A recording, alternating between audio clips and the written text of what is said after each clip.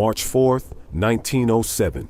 In a federal office in Indian Territory, a clerk closes a ledger for the last time. Inside it are 41,798 Cherokee citizens and 4,924 people listed apart from them on a roll of their own under one word: freedmen, black families enslaved by the Cherokee Nation and then, by treaty, made citizens of it. This January, the government's accountability office estimated that somewhere between 146,000 and 395,000 living Americans descend from them. Almost none of them know the surnames. You are about to. This is a countdown of 17 black surnames that appear in the Cherokee Freedmen records, the Wallace Roll, the Kern Clifton Roll, and the Dawes Final Rolls, counting from 17 down to 1. Every one of them is searchable, free, today, but you have to understand what the record actually is, because it is not a family tree and it was never meant to be one. Think of it like a property deed office that one day was ordered to start registering people instead of land. That is close to what happened. The federal government wanted to break up the collectively held territory of the 5 tribes and hand out individual plots. To do that, it first had to decide exactly who counted as a citizen. So a commission sat in tents and courthouses across Indian Territory from 1898 to 1907, took sworn testimony, and wrote names on cards. Those cards became the Dawes Rolls, officially the final rolls of citizens and freedmen of the 5 civilized tribes in Indian Territory. Over 250,000 people applied. Roughly 100,000 were approved. And here's the part that changed everything. The commission sorted people into categories: Cherokee by blood, intermarried white, and freedmen. If you had visible African ancestry, you went on the freedman roll, even when your father or your mother was Cherokee, even when the clerk wrote the Cherokee parent's name on the same card. The freedmen roll recorded no blood quantum at all.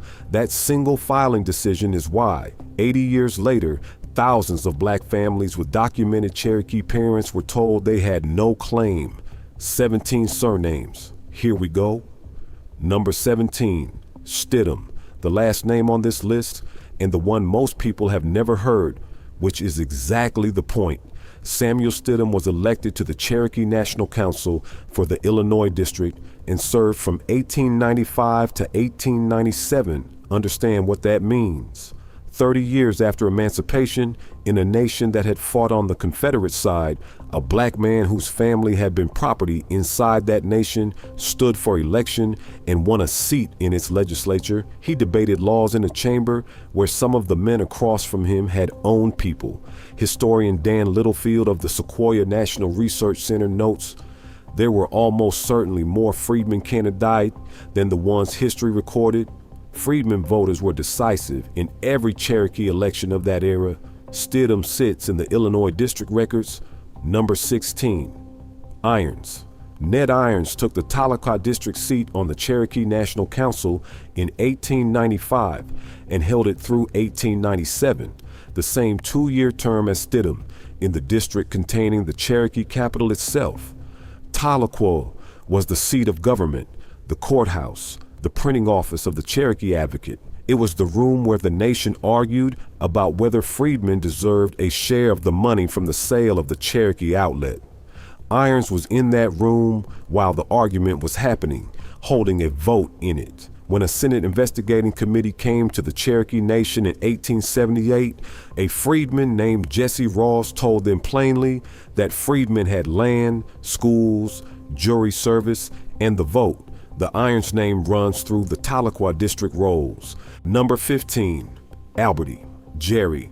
Alberty was elected for the Cooey district, serving 1889 to 1891, the largest and most contested district in the nation, the northern country running up toward Kansas. His election happened in the exact window when the federal government was building a separate list of freedmen because the Cherokee Nation had refused to pay them their share. Alberty was legislating and being audited at the same time. The name is one of the most frequently recurring on the Wallace Roll, appearing in both the Sequoia and Delaware district enumerations, which tells you the family did not stay in one place. Alberti households scattered across the nation in the decades after freedom, and the roll caught them in 3 separate districts. Number 14, Beck, a name that produced one of the most infamous figures in Western history, and almost nobody knows the connection. Tempe and Luge Beck were enslaved by a Cherokee Nation citizen named Jeffrey Beck in the Delaware District. After emancipation, they stayed in Indian Territory and kept the name. Their daughter, Ellen Beck, was a Cherokee freedwoman with Cherokee ancestry on her father's side, and she is listed on the Dawes Rolls. Ellen's son was Crawford Goldsby, the outlaw the newspapers called Cherokee Bill. The paper sold him as a monster and never once printed what he actually was. The grandson of 2 people enslaved by the Cherokee and a documented Cherokee citizen, Beck appears in the Cooey and Delaware District rolls. So does Goldsby. Number 13, Bean. Nancy Rogers Bean was born around 1854 at Boggy Depot in southern Indian Territory, while her family was being moved toward Fort Gibson. She was raised on the Rogers Place near Choteau, loaned out from household to household. She named Bill McCracken, then Cornelius and Carline Wright, and the first toy she ever owned was a rag doll with charcoal eyes and red thread stitched for a mouth, which she was permitted to play with for exactly 1 hour a day. She also remembered what her family told her about the auction block. An aunt of hers, listed for sale, took up a hatchet, laid her own hand on a log, cut it off, and threw the bleeding hand in her master's face. Bean is on the Delaware District roll. Number 12, Richardson. Cheney Richardson gave her account to the Federal Writers Project in 1937, and it contains one of the hardest sentences in the entire Oklahoma collection. She was enslaved by a Cherokee man named Charlie Rogers. Her mother, Ruth, went out one day and did not come back. For weeks, nobody could find her. Then her body was found in the woods. Cheney was a small child. During the war, her whole group was driven south across the river and held in the bottoms in a camp until the fighting stopped. On the walk home, they passed a place burned flat to the ground, and when she asked what it was, the woman leading her answered, "Scullyville, child." That's where they had part of the war. They were told they were free at Fort Gibson. Number 11, Shepherd. Morris Shepherd was born in November of 1852, 5 miles east of Weber's Falls, near the east bank of the Illinois River. His father was Caesar, his mother was Easter, and the man who claimed them was Joe Shepherd, a Cherokee. His mother did the weaving, and she refused to make it plain. She dyed cloth with copperas and walnut and wild indigo so that everything came out striped, and Morris wore a striped shirt until he was about 11 years old. After freedom, he was handed to the Freedmen's Bureau and bound out to a Cherokee woman named Lizzie McGee. His uncle, Wash Shepherd, had run off, joined the Union Army, and been discharged at Fort Scott, Kansas. Morris eventually took a freedman's land allotment near Coffeyville. Number 10, Wilson. Sarah Wilson opened her interview by settling the question herself. "I was a Cherokee slave," she said, "and now I'm a Cherokee free woman. And besides that, I'm a quarter Cherokee my own self." She was born in 1850 along the Arkansas River, roughly halfway between Fort Smith and Old Fort Coffee, near the Scullyville boat landing, on the wagon road running out to Fort Gibson. Her mother was Adeline. The man who owned them was Ben Johnson, who had brought a whole company of enslaved people west from Tennessee. Her father was Ben Johnson's own son, Ned. That is the arithmetic the Dawes clerks refused to write down. A woman, 1/4 Cherokee by descent, filed under Freedmen, blood quantum left blank. Number 9, Starr. One of the great slaveholding names of the Cherokee Nation, and therefore one of the great black surnames of it.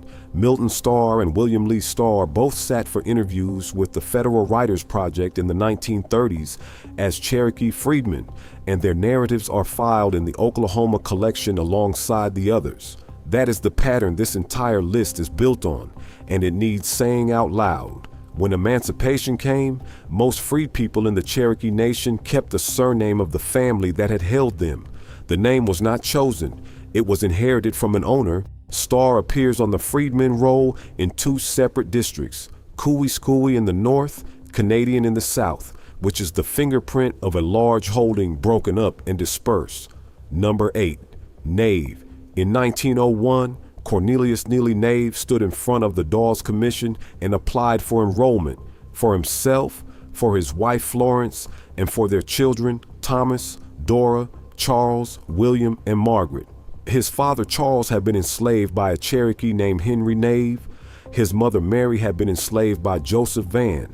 Florence's mother had been enslaved by Joseph Van as well, and Mary's father was a man recorded as Talaka Van, one of the people Joseph Van held at Weber's Falls.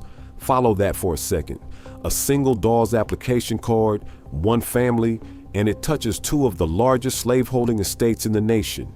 Cornelius was born after the war and never enslaved a day. He was enrolled as a freedman anyway. Nave sits in the Cooey rolls. Quick thing, and then straight back to the list.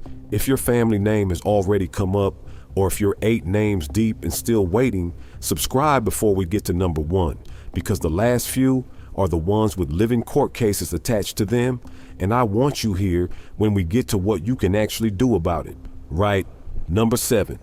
Number 7, Adair. Adair is one of the oldest and most powerful Cherokee family names, which is precisely why it is also a black one. It appears on the freedmen roll in both the Cooey and Delaware districts, and it carries the thread straight into living memory.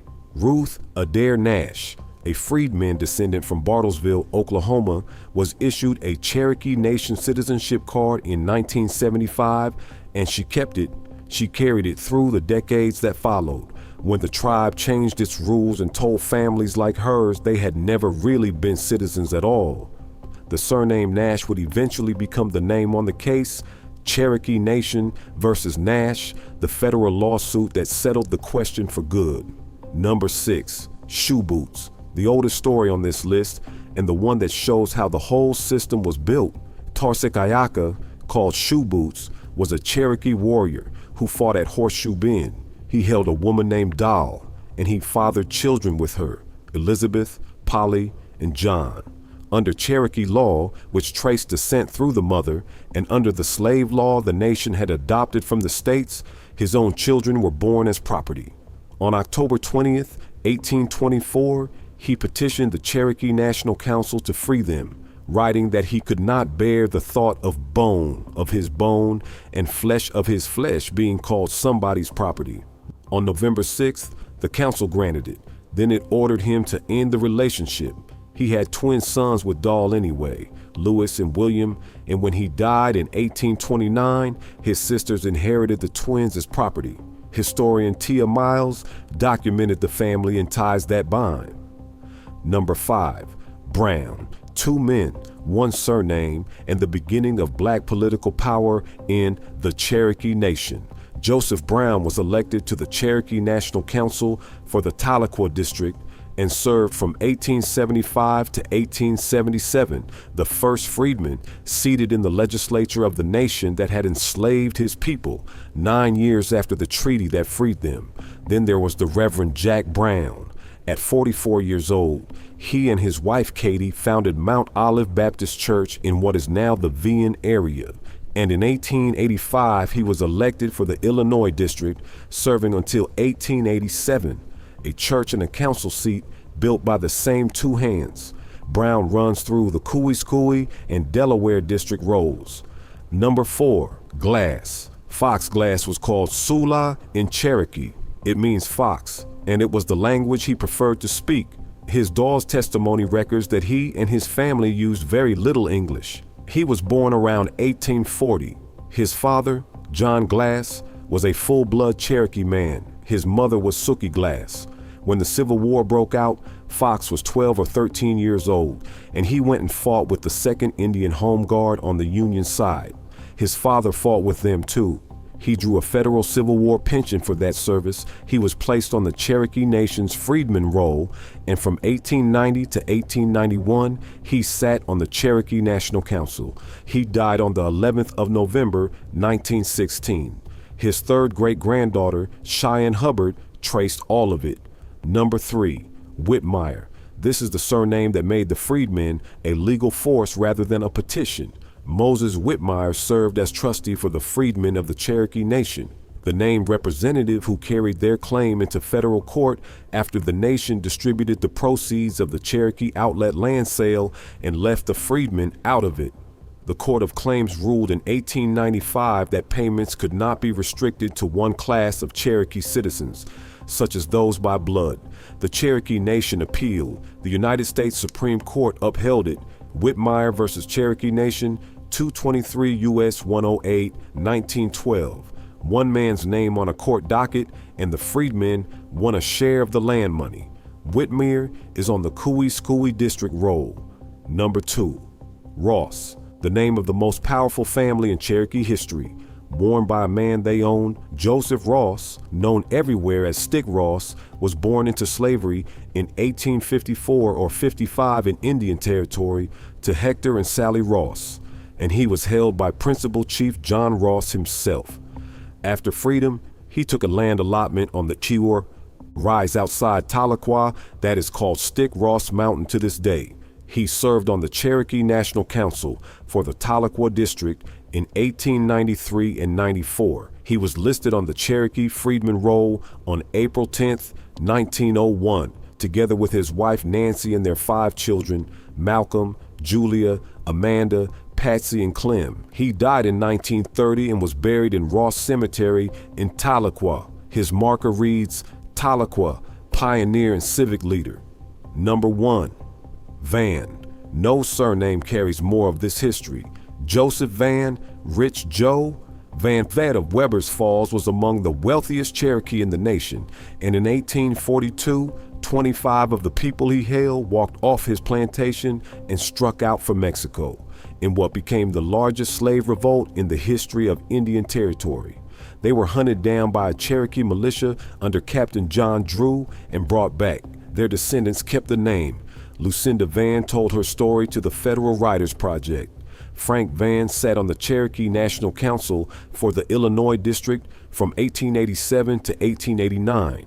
And in September 2001, an engineer named Marilyn Van applied for Cherokee Nation citizenship and was refused, despite documented Cherokee ancestry, because her father appeared on the freedmen roll. She founded the Descendants of Freedmen of the 5 Civilized Tribes in 2002 and became the lead plaintiff in the case that ran for over a decade. On August 30th, 2017, Senior United States District Judge Thomas Hogan ruled that under Article 9 of the Treaty of 1866, the Cherokee Nation may define itself as it sees fit, but must do so equally with respect to Native Cherokees and the descendants of Cherokee Freedmen. In 2021, the Cherokee Nation Supreme Court struck the words by blood from its constitution. Marilyn Van was confirmed to a Cherokee Nation Commission that September, the first freedman descendant appointed to a government position in over a century. Now the science, because people always ask whether a test can tell you this. It can tell you something. In 2015, a team led by Katarzyna Breek, working across Harvard Medical School and 23andMe, published a study in the American Journal of Human Genetics analyzing the ancestry of more than 5,200 African Americans. On average, they found genomes that were about 73% African, 24% European, and just under 1% Native American. But the averages hide the story. About 1 in 20 African Americans carries at least 2% Native American ancestry, and in Oklahoma, that figure jumps to roughly 14%, the highest of any state in the study, and a direct genetic echo of removal of the Trail of Tears and of the black families who were marched west alongside it. And now the honest word, because this channel does not deal in wishful thinking. That DNA result cannot put you on the Cherokee Freedmen roll. Cherokee Nation citizenship does not run on blood quantum, and it does not run on a test kit. It runs on documented lineal descent from a person named on the Dawes rolls. A test showing Native ancestry proves nothing about enrollment, and the reverse is just as true. Thousands of freedmen were enrolled with no Native ancestry at all, and they are citizens by treaty regardless. There is a second, harder caution. A shared surname is not proof of a shared line. Freed people overwhelmingly carried the name of the family that had enslaved them, which means unrelated black families across the country carry the name Van or Ross, or Adair, with no connection to each other whatsoever, your surname is a lead. It is not a lineage. The paper is what decides. So here's exactly how to check, and most of it costs nothing. Go to the Oklahoma Historical Society site, okistory.org/research/DAWS. The DAWS database is free and searchable by surname, and you can filter to Cherokee. If you get a hit, write down 2 numbers, the roll number and the card number. Then order the enrollment application packet from the OHS Research Center. It costs $35.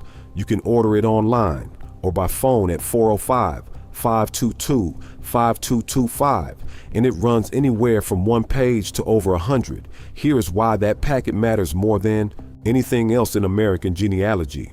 Freedmen enrollment cards carry 3 fields that appear on almost no other record in this country: slave of, father's owner, and mother's owner. Those fields name the enslaver. And once you have the enslaver's name, you can walk backward into Cherokee Nation property records, wills, and estate papers, and cross the 1870 wall that stops most Black American family research cold. The packets also contain transcripts of sworn testimony, which means you may find your ancestors' own words under oath, describing where they lived and who held them. Tell me in the comments which surname and which district: Cooey, Delaware, Tahlequah, Illinois, Saline, Going Snake, Flint, Canadian, Sequoia. Name both, because the district is what separates 2 families with the same name. And this fight is not history. Yesterday, July 23, 2026, 2 Muscogee Creek Freedmen descendants, Rhonda Grayson and Jeffrey Kennedy, filed suit in federal court in Oklahoma City, exactly 1 year after the Muscogee Nation Supreme Court ruled they were entitled to citizenship because they still have not been issued their cards. The Creek Freedmen roll is a separate record with a separate list of surnames, and there are an estimated 100,000 Black Creeks in this country.